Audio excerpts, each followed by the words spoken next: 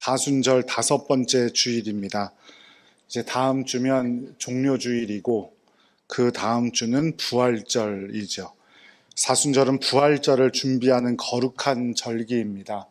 그 40일 중에 남은 기간 동안 화려한 세상의 소음을 잠시 뒤로 하고 우리 가장 내면의 깊은 곳을 정직하게 마주하면서 주님의 크신 은총을 마음에 새길 수 있는 귀한 기간 되시기를 주님의 이름으로 축복합니다. 여러분, 여러분의 심령은 지금 어떻습니까? 어떠세요? 좋으세요? 아니면 겉으로는 웃고 있지만 속은 바싹 타버린 나무 막대기처럼 메말라 있으십니까? 기진맥진한 상태십니까?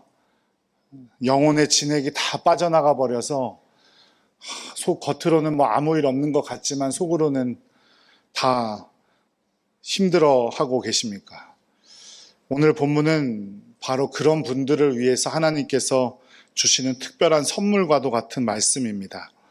절망의 끝에서, 죽음의 골짜기에서 생명의 군대를 일으키시는 하나님의 놀라운 역사가 사랑하는 여러분들과도 함께 하시기를 간절히 축복합니다.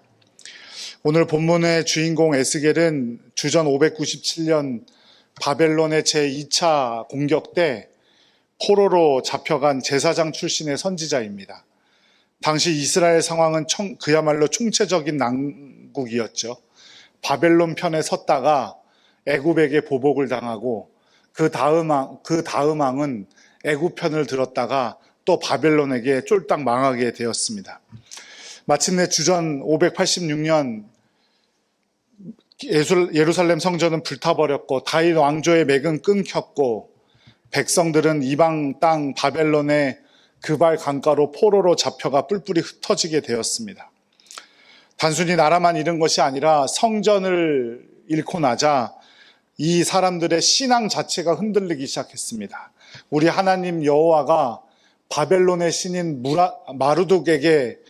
바벨론의 신 마르둑에게 지는 것이 아닌가, 하나님이 영원히 우리를 버리신 것이 아닌가라는 극심한 회의감 가운데 빠졌습니다. 그들은 스스로 향해서 이렇게 탄식했죠. 11절 말씀을 한번 읽어보겠습니다. 에스겔 37장 11절 말씀. 또 내게 이르시되 인자야, 이 뼈들은 이스라엘 온 족속이라. 그들이 이르기를 우리의 뼈들이 말랐고 우리의 소망이 없어졌으니 우리는 다 멸절되었다 하느니라. 아멘. 이것은 당시 이스라엘이 처한 영적인, 심리적, 영적 현 주소를 말하죠. 하나님께서는 환상 중에 에스겔을 한 골짜기로 인도하십니다. 에스겔 37장 2절 말씀도 한번 읽어보죠. 나를 그 뼈 사방으로 지나가게 하시기로 본즉 그 골짜기 지면에 뼈가 심이 많고 아주 말랐더라. 뼈가 심이 많고 아주 말랐더라. 살아날 희망이 있다 없다? 없다. 심이 많고 아주 말랐다. 뼈만 봐도 이게 살아날 확률이 없는 건데 그 뼈가 많은데 또 말랐대요. 뜨거운 중동의 태양 아래 탈색되고 부스러지기 직전인 뼈들, 장례조차 치러지지 못한 채 버려진 뼈들, 구약의 관점에서 보자면 하나님의 저주와 심판 아래 놓인 비참한 상태를 말하지요. 하나님께서 왜 굳이 이런 이스라엘의 끔찍한 광경을 보여주셨을까요? 바로 우리의 회복은 나의 불가능을 철저히 인정하는 지점에서 시작되기 때문입니다. 우리의 회복은 내 능력이나 내가 가진 것들로 되는 것이 아니라 나는 불가능하고 하나님의 능력으로 가능합니다 라고 철저히 인정하는 지점에서 그것이 가능하기 때문에 하나님께서 인간의 능력으로는 일만의 기대조차 걸 수 없는 그 뼈들이 심이 많고 말랐던, 아주 말랐던 그 골짜기로 에스겔을 인도하신 것이죠. 2600여 년 전 그 골짜기의 풍경은 바로 오늘날 현대인의 내면의 풍경과 매우 닮아 있습니다. 현대 사회는 화려하죠. 초고속 인터넷, AI, 넘치는 먹거리와 볼거리, 우리 주변을 가득 채우고 있습니다. 하지만 그 화려함 뒤에 새겨진 인간의 영혼은 어떻습니까? 무한 경쟁 속에서 성과를 내기 위해 모든 것을 쏟아붓지만 잘 될지 안 될지조차 장담할 수 없습니다. 결국 하얗게 탈색된 마른 뼈처럼 말라버리고 그 속은 문드러진 직장인들이 너무나 많죠. 그래서 우리 아이들이 흔히 하는 말 중에 하얗게 불태웠어, 이런 말 들어보셨어요? 하얗게 불태웠어. 최선의 노력을 했어, 뭐 이런 뜻이에요. 그렇게 하얗게 불태우며 살아가고 있지만 내일의 소망이, 우리의 미래가 희망차다는 것은 장담할 수 없는 일이죠. 그리고 게다가 마른 뼈들이 서로 연결되지 못한 채 흐트러져 있는 것처럼 우리 사회 가정 모두 파편화되어 있습니다. 가족 안에서 대화가 단절되고 이웃과는 남보다 못한 사이가 되어서 고립감 속에서 죽어가는 영혼들이 골짜기에 가득합니다. 심리학에서 아주 유명한 실험이 하나 있는데요. 쥐들을 물통에 넣고 얼마나 견디는지를 관찰하는 실험입니다. 완전한 어둠 속에 갇힌 쥐들은 평균 3분 만에 포기하고 물속으로 가라앉았어요. 그런데 다른 한 통에는 똑같은 조건에서 쥐를 던지지만 빗줄기 하나를 비춰주었습니다. 그러자 그 통에 빠진 쥐들은 36시간 동안 포기하지 않고 끊임없이 헤엄치며 견디더라라는 거예요. 체력의 문제가 아닌 거죠. 뭐의 문제예요? 소망이고 희망의 문제예요. 빛의 문제라는 말입니다. 오늘날 많은 성도가 3분 만에 가라앉아 어둠 속에 죽어가던 그 쥐 같은 삶을 살아가고 있습니다. 그런 우리에게 하나님께서 질문하십니다. 인자야, 이 뼈들이 능히 살 수 있겠느냐?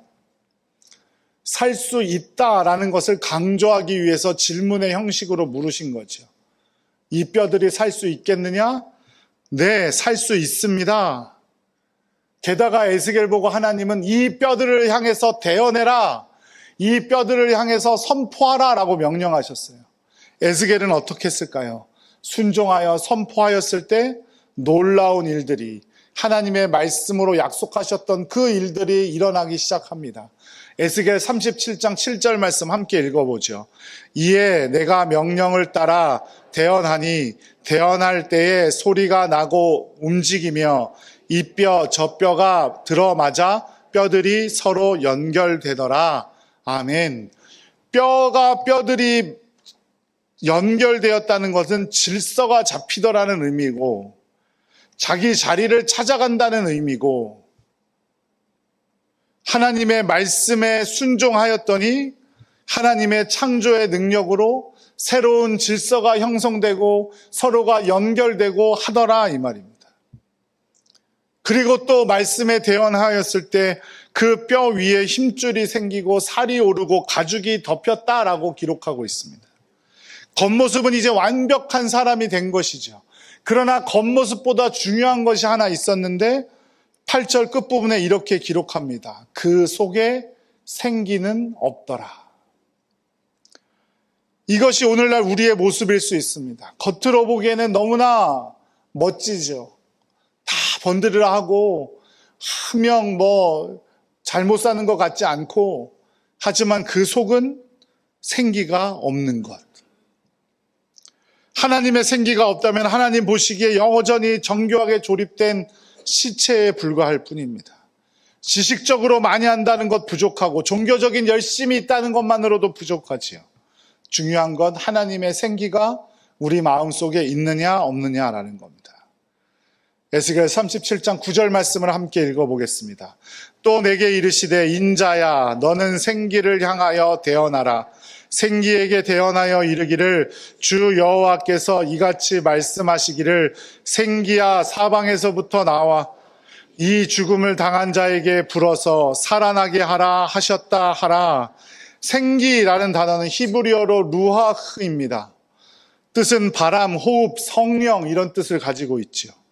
하나님께서 흙으로 사람을 빚으시고 그 코에 이 루아흐를 불어 넣으셨을 때 사람이 생명이 된 것처럼 아무리 우리의 상황과 조건이 마른 뼈들이 모여있는 골짜기와 같을지라도 하나님의 생기가 불어오면 그곳에 하나님의 창조적인 순결과 질서가 넘칠 줄로 믿으시기 바랍니다. 성령님이 임할 때 비로소 그 마른 뼈들이 살아나 일어나려고 하는데 10절 말씀에 보니까 그들을 가리켜 극히 큰 군대더라 라고 말씀합니다. 군대는 목적을 가진 집단이죠. 살아남는 것이 목적이 아니라 그 나라를 위해 싸우는 것, 나라를 지키는 것이 목적인 집단이 군대입니다. 바로 극히 큰 군대라는 표현은 하나님의 나라를 위해 살아갈 사람들로 다시 만들어 주셨다라는 의미입니다. 음악의 아버지는 바흐고 음악의 어머니는 누구입니까? 음악의 어머니는 정해져 있지는 않지만 보통 핸델이라고 하지요. 메시아라는 대곡을 작곡한 사람이 핸델입니다. 메시아라는 곡을 작곡할 당시 그는 인생의 밑바닥에 있었대요. 오른쪽 몸은 마비되었고 경제적으로는 파산 상태였고 음악가로서의 명성도 다 잃어버린 오늘 말씀에 나오는 마른 뼈와 같은 상황이었습니다. 그런데 그 절망의 골짜기에서 그의 친구가 편지를 한 장 보내줬는데 그 편지에 성경 구절이 하나 쓰여져 있었대요. 이사야서 53장 3절에서 5절 말씀. 그는 멸시를 받아 사람들에게 버림받았으며 그가 채찍에 맞음으로 우리는 무엇을 받았도다? 나음을 받았도다. 이 말씀을 읽을 때 그의 심령 가운데 하나님의 생기가 확 사로잡는 것 같은 느낌을 받았고 그는 울면서 곡을 써내려가기 시작했습니다. 하나님의 생기가 그에게 부딪혔을 때 그가 작곡한 찬양이 바로 메시아 중에 할렐루야라는 곡이라는 거예요. 하나님의 생기가 임하면 우리의 비극적인 배경 음악들은 영광의 찬송으로 바뀔 줄로 믿으시기 바랍니다.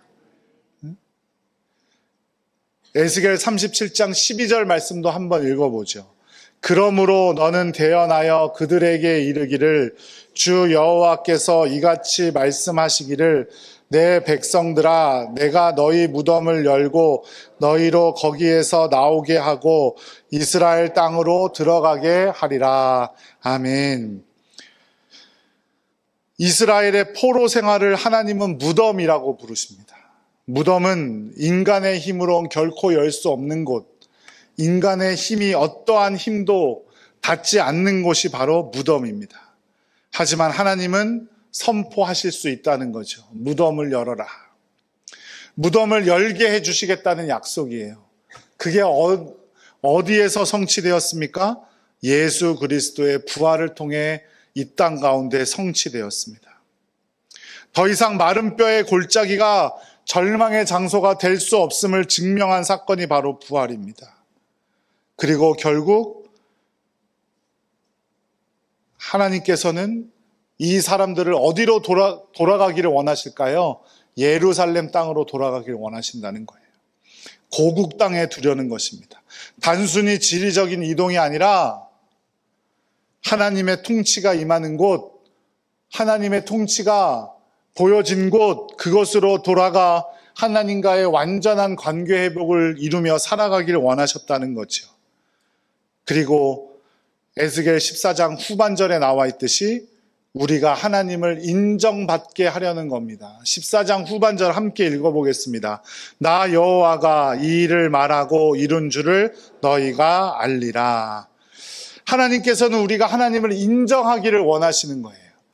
하나님을 인정하며 살아가기를 원하십니다. 하나님을 인정하며 살아갈 때 그 어떤 어려움도 모두 이길 수 있기 때문임을 꼭 기억하시기 바랍니다. 그러면 하나님을 인정하며 살아간다는 것, 저와 여러분이 하나님을 인정하고 하나님의 능력 가운데 살아간다는 것을 어떻게 증명할 수 있을까요? 어떻게 믿지 않는 사람들에게 보여줄 수 있을까요? 첫 번째는 말씀에 순종하는 겁니다.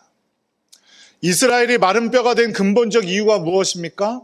하나님의 말씀을 듣지 않고 자기 귀에 좋은 소리만 들었기 때문이에요. 하나님의 말씀에 순종하지 않았기 때문입니다. 하지만 하나님의 말씀에 순종하여 에스겔이 대언하였을 때 마른 뼈들이 큰 군대가 되었음을 우리는 볼 수 있습니다. 이번 남은 사순절 기간만이라도 스마트폰의 소리들, TV의 뉴스 소리들, 세상의 유행가 소리들 잠시 줄이고 성경을 붙드는 여러분들 되시기를 간절히 축복합니다. 하나님이 저와 여러분의 영혼을 향해서 너는 살 수 있다, 내가 너를 살릴 것이다 라고 하시는 그 말씀의 주파수에 말씀으로 그 주파수를 맞추고 말씀에 순종하며 살아가는 여러분들 되시기를 간절히 축복합니다. 두 번째는 성령 충만함을 사모해야 합니다. 우리 안에 하나님의 생기, 그 성령이 있어야 우리는 이 땅에서 살아갈 수 있습니다. 마른 뼈와 같은 상황과 조건이지만 그 마른 뼈들이 넘치는 골짜기와 같은 상황 속에서도 주님의 능력으로 이길 수 있는 것은 주님의 생명, 생기를 얻기 위해서예요. 성령 충만을 사모한다는 건 기도한다는 건 의미합니다. 기도하며 하나님 나에게 성령을 더해 주십시오.